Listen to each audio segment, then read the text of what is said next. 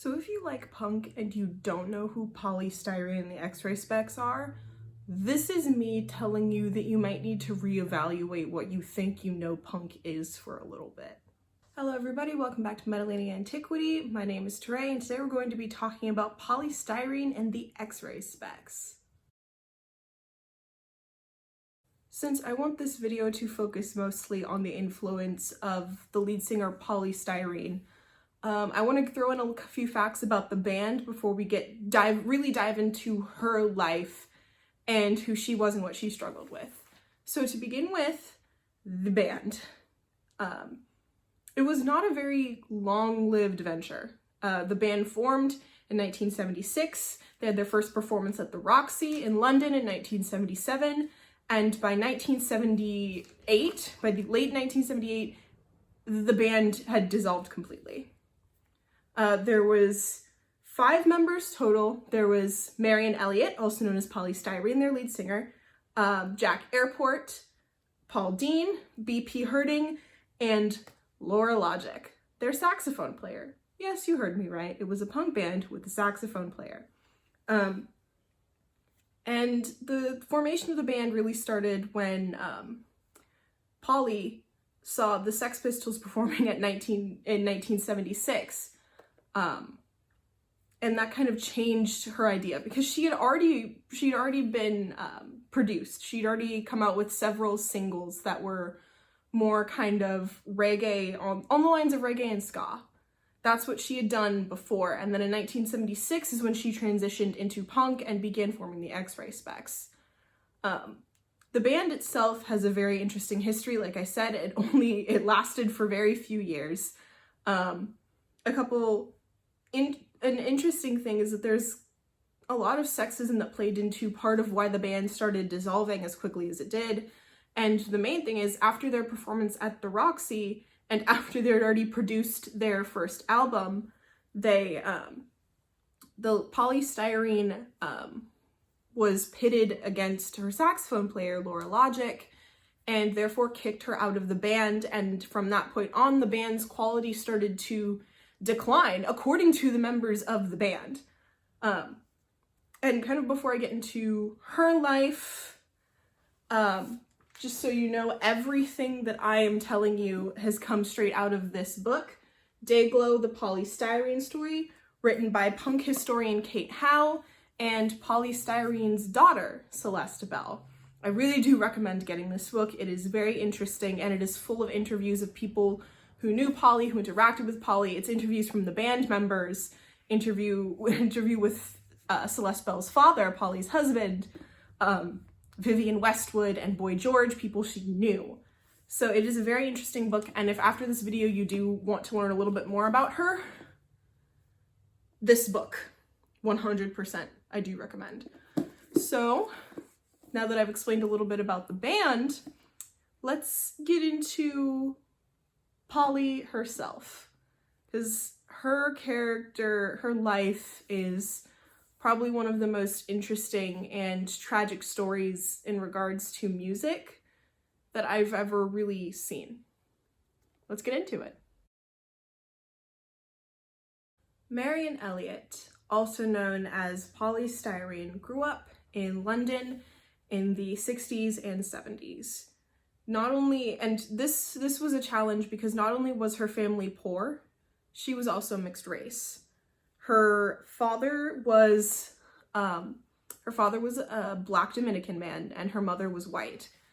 And through much of her early life, she felt like she struggled to find a place anywhere. In fact, there's a snippet of a bit of journal that she had of a song that she never actually finished in the book called Half Caste, where she talks about her struggles of dealing with being mixed race in the 60s and 70s, when that wasn't really a common thing, especially not Black and white.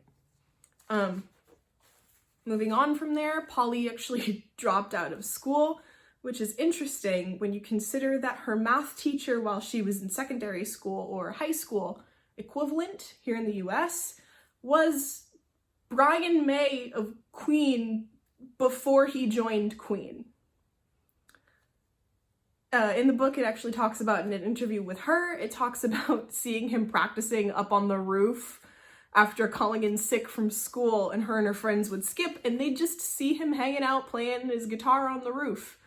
But eventually she, like I said, she did drop out of school and eventually traveled around with a hippie commune for several months before finally returning to London and moving in with an older man named Falcon Stewart, who kind of became her producer throughout her musical career, leading to the release of her 2 more pop reggae singles.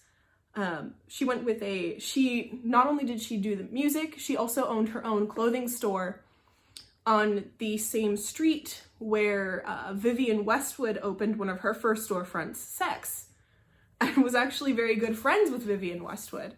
In fact, a pair of pants that she saw in the window of Vivienne Westwood's store inspired one of the X-Ray Spec's most famous songs. I'll get into that later. So, in 1976, Poly Styrene went to a show on a pier in London and saw the Sex Pistols perform. And from then on, that kind of changed her idea of what she wanted to do in music. And that's when she started to form the X-Ray Specs.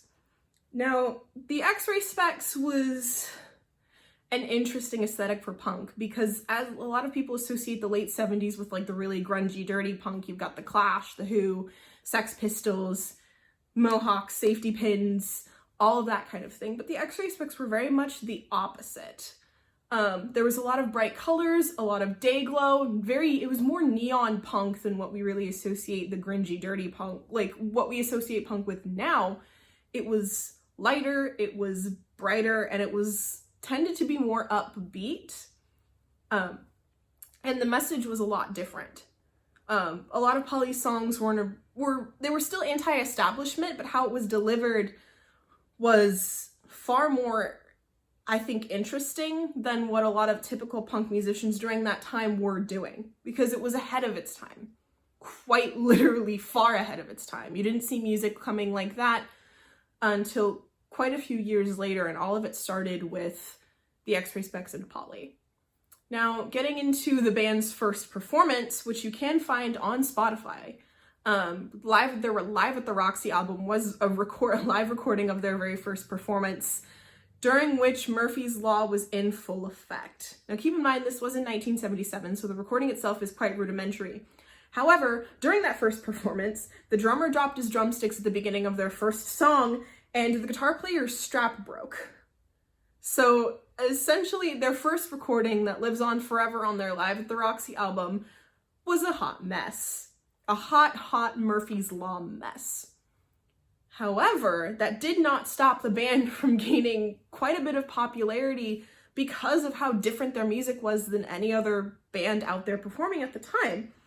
So after that performance, they were able to actually get a record deal with Capitol Records, which later became IE. And that was in 1977. The band released their first album in 1978. And then eventually, by 1979, in the middle of their press tour, the band had completely broken up. It was just Poly. And she went solo for quite a few years. And during that time, she met her husband, Adrian Bell, and they were married in 1980. And they were married until 1985, and during that time, Poly had her daughter, Celeste. Throughout her life, Poly did struggle with mental illness. In fact, she was diagnosed with schizophrenia in 1981, I believe, and then eventually ended up joining the Hare Krishna movement in India in 1982. She moved into the manor that was bequeathed to the Krishna movement by George Harrison in 1985 with her daughter, and during that time, she actually reunited with her band's former saxophone player, Laura Logic, because Laura had also joined the Krishna movement and had also moved into the manor. So they actually, after Poly's divorce from her husband, Adrian Bell, actually kind of co-parented her daughter, Celeste. She did continue to make music while living in the Krishna temple.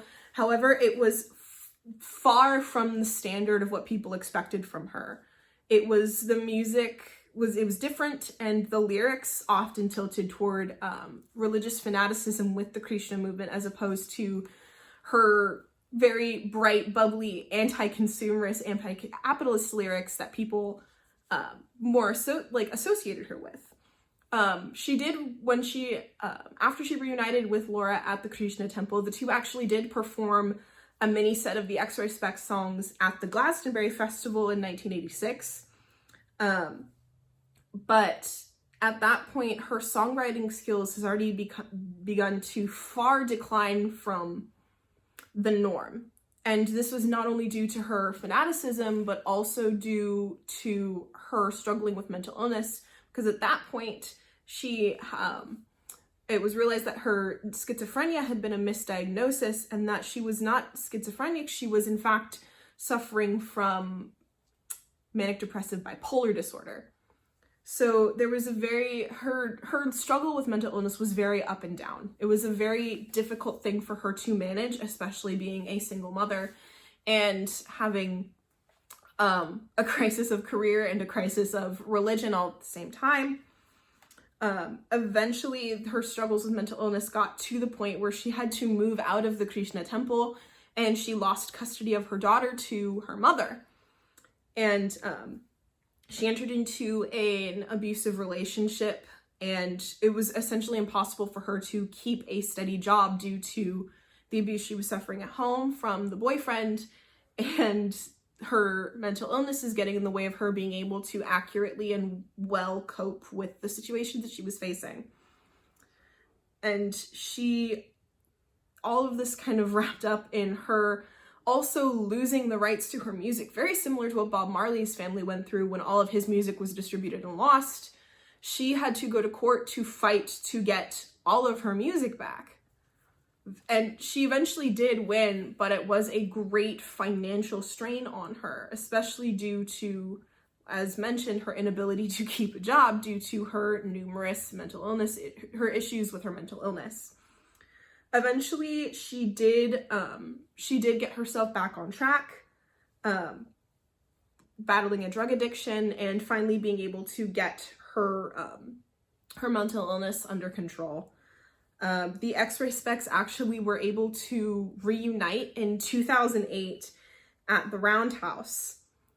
And through that, eventually, because there'd been a gap in her time making music, eventually Poly did start working on a new album towards the end of 2008, 2009.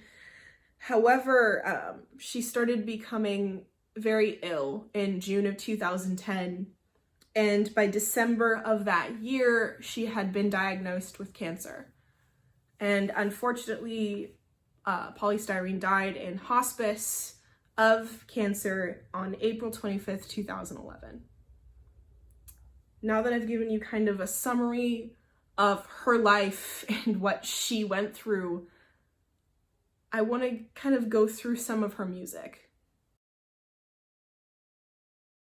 Poly Styrene, first and foremost, was an incredible lyricist. Looking at the lyrics of all the songs in the X-Ray Specs, there's a lot of subversion and a lot of very sly, very smart references. Everything about her was branded. She was very clever when it came to her particular brand of music, her particular brand of look.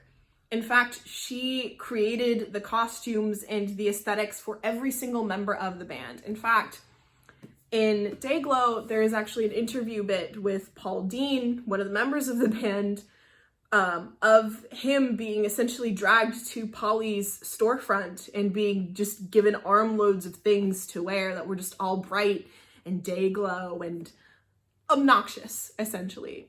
And everything about the brand was the brand that Poly created for the X-Ray Specs was bright, it was colorful, and it was all very homemade, homebrewed. It was all incredibly creative, and that really kind of played into the lyrics that she created, because as I mentioned earlier, all the lyrics were very anti-consumerist, anti-capitalist.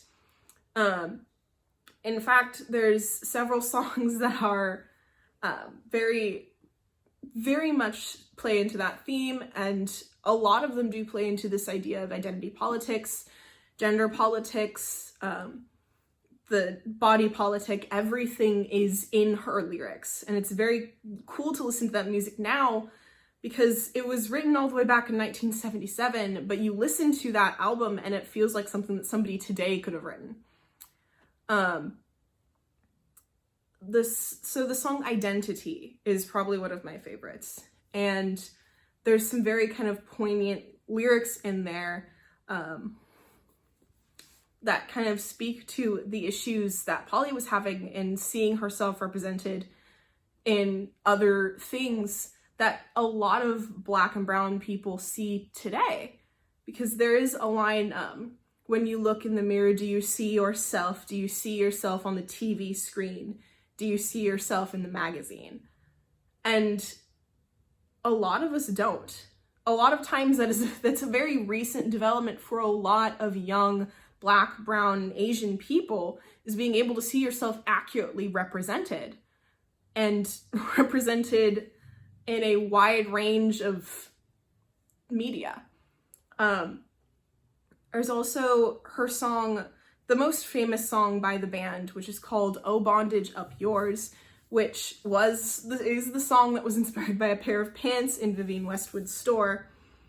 And the opening lines, I think, really speak to the ideas that Poly was trying to portray. And the first line of the entire song is, "Some people think little girls should be seen and not heard, but I think, oh, bondage up yours." And it really speaks to Poly's spirit that she had. Though she didn't ascribe herself the term feminist, a lot of the ideals she had were ideals that a lot of true modern feminists uphold today, which is we have to find a place for everyone. This isn't just about women. This is about everyone who is affected by the systems actively working against marginalized people. And I think that really speaks to how modern Poly's ideas were in such a male-dominated section of music. I mean, even now you don't really hear about women in rock, and if they are, they're often discounted, which is really unfortunate because women have pioneered just about every single genre of everything that has ever existed, even like in literature. But Poly, I think, was a true revolutionary for punk music and for women in punk music and for people of color in punk music. And the fact that we have never really given her her due, the fact that the punk community has never really given her her due, I think is very unfortunate. And I think that kind of speaks to exactly how male-dominated punk as a genre is at this point in time. So now that I've kind of gone over some of her music, let's get into final thoughts. Poly, ever since I was told about the X-ray specs, shout out to Jack, you know exactly who you are, I was not introduced to the band until 2018 through a very good friend of mine. And from there on, I count Poly as one of my major inspirations for my music writing personally. I think she's absolutely incredible. And I think her journey and what she's been through speaks so much to how strong she was to deal with everything, to have to fight to get her music back and to do it by herself, to be a single parent, not really a truly single parent, but to be a single mom and to have all of these issues that she dealt with and to come through them only to die at age 53 is incredibly sad. Especially knowing that she died without really getting the recognition she deserved as an artist and as a musician. So if this video says anything to the rockers, the punks, all the Black kids who got told they were an Oreo or too white just because they liked rock music or punk music, this is for you to acknowledge that there has always been a space for us in that genre. And especially for young women of color or women in music or women in rock in general, Poly's always been there. It's just been up to you to find her. And I think that for any people of color into punk music or into rock music, listening to Poly and understanding her message is incredibly important. So if this video says anything, it's women have always had a place in rock music. Regardless of whether you acknowledge it or not, women have always had that space. Women have always occupied that space. And I think it's really time that we give Poly her due. That ends this episode of Market Music, and I will see you all on Saturday for Serial Scrutiny.